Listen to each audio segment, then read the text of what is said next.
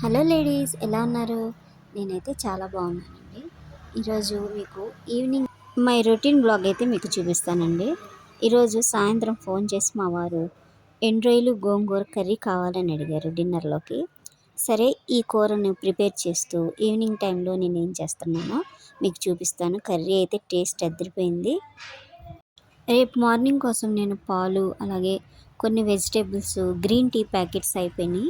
Green tea మామూలు మేము వాడుకోవడానికి తాజ్‌మహల్ టీ, పిల్లల కోసం అయితే గ్రీన్ టీ అండి. మాకైతే తాజ్‌మహల్ టీ పొడి ఇవి తెప్పించుకున్నాను. మీకు చూపిస్తాను. ఇక్కడ మనకి బెంగుళూరులో నందిని పాలైతే బాగా దొరుకుతాయండి. నాకైతే అవి ఎందుకనో పడల, బాగా వేడి చేసేసింది. అందుకని నేను అమూల్ పాలైతే పెట్టుకుంటున్నాను. అవి బాగానే ఉన్నాయి. కంట్రీ డిలైట్ కూడా బాగున్నాయండి. కాకపోతే ఇవి తొందరగా వస్తాయి. కంట్రీ డిలైట్ తెల్లవారుజామున వస్తాయి పాలు.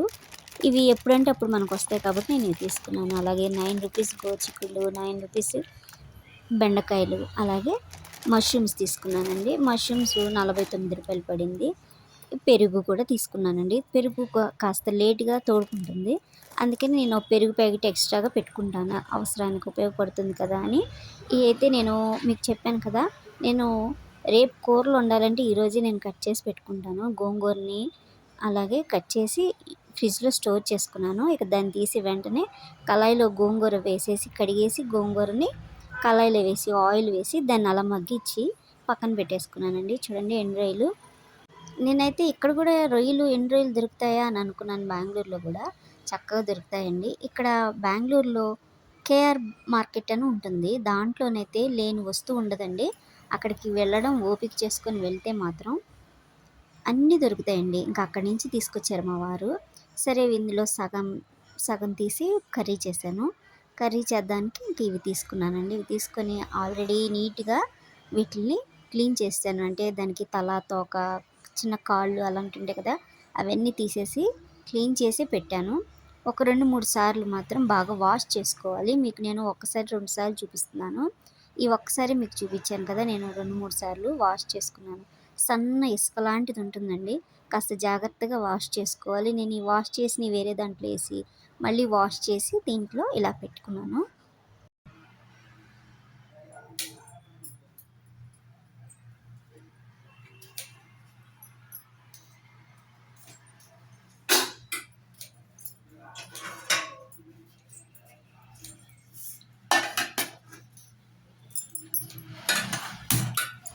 గోంగూరను తీసి పక్కన పెట్టేశానండి. కాస్త చల్లారాలి.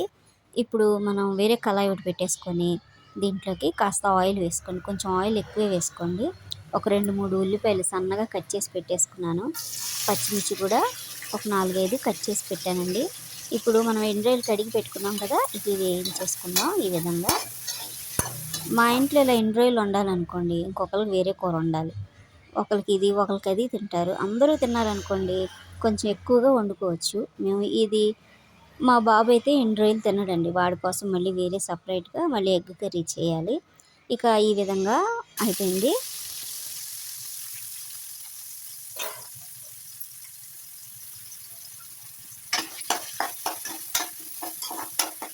గోంగూర అయితే చల్లగా అయిపోయిందండి.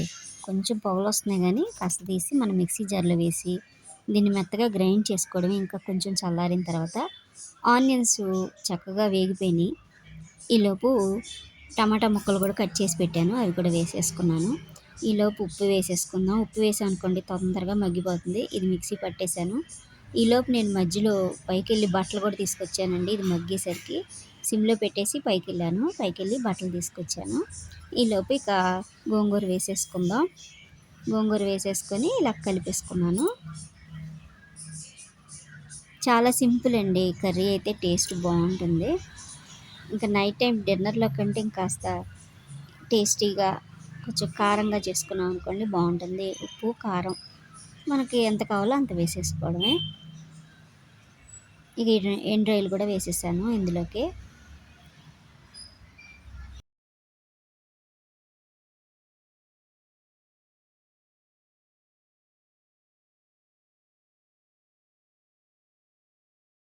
మనం గోంగూర పేస్ట్ వేసిన తర్వాత అందులో కాస్త నీళ్ళు వేసి, ఆ నీళ్ళు కూడా ఇందులో వేసి ఇలా దగ్గరికి చేసేయడమేనండి. తొందరగా అయిపోతుంది కూర కూడా.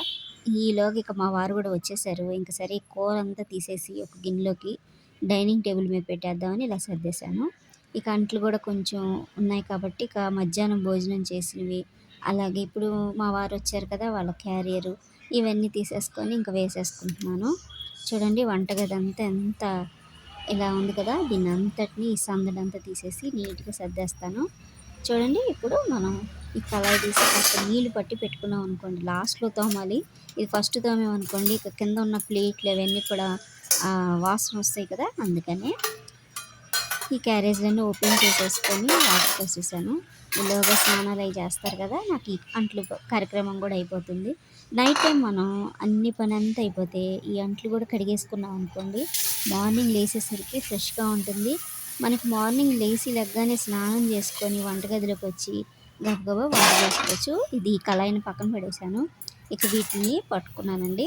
త్వరగా అయిపోయిందిలేండి, కాస్త తక్కువే ఉంటాయి. నేను 2 టైమ్స్ కడిగేసుకుంటాను, మార్నింగ్ ఒకసారి, అలాగే ఈవినింగ్ డిన్నర్ టైం కల్లా ఇలా కడిగేస్తాను. డిన్నర్ అయిపోయాక కడిగేదాన్ని, ఈరోజు కాస్త ఇవి ఉప్పు చేపలు వండాం కదా, అంటే ఎన్ని రోజులు వండాం కదా, వాసన వస్తూ ఉంటుందని నేను ఇక దీన్ని ముందే కడిగేస్తున్నాను అనమాట. తర్వాత ఉన్న ప్లేట్లు ఇక మళ్ళీ తినేసిన తర్వాత కడుగుతాను. ఈలోపు ముందు ఇవన్నీ ఆరిపోతాయి కదా, వాసన స్మెల్ అయిపోతుంది. కిటికీలు అవి తీసి పెట్టాను, కాస్త గాలి వస్తుంది. ఇక్కడ కూడా ఎండలు ఉన్నాయని మీకు చెప్పాను కదా, ఈ ఎండకి కాస్త అన్ని కిటికీలు అన్ని డోర్లు తీసి ఉంచుతున్నానండి.